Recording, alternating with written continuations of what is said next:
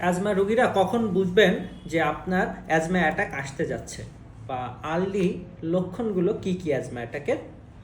ঘন ঘন কাশি হওয়া, কাশির সাথে কফ বেরোতে পারে। অনেকেই এটাকে মনে করেন যে তার ঠান্ডা লাগছে, কিন্তু এটা অ্যাজমা অ্যাটাকের একটা পূর্ব লক্ষণ। যদি বুকের ভিতর শো শো আওয়াজ হয়, তাহলেও বুঝতে হবে যে আপনার অ্যাজমা অ্যাটাকটা আসতে যাচ্ছে।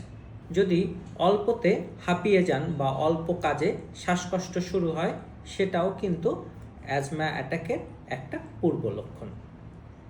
যদি আপনার ইনহেলারটা আগের মতো কাজ না করে, অথবা আপনি ইনহেলার টানার পরেও যদি স্বস্তি অনুভব না করেন, তাহলে বুঝতে হবে যে আপনার অ্যাজমা অ্যাটাক হয়তো সামনেই আসছে।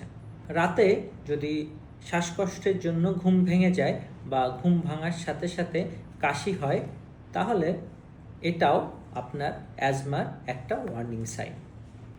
এছাড়াও যদি বুকের ভিতরে একটা টাইট ফিলিং হয় বা বুকের ভিতরে একটু চাপ ধরে থাকে, সেটাও কিন্তু অ্যাজমা অ্যাটাকের একটা পূর্ব লক্ষণ হতে পারে। তাই এই ধরনের উপসর্গগুলো দেখা দিলে অতি সত্বর ডাক্তারের পরামর্শ নিন। ধন্যবাদ।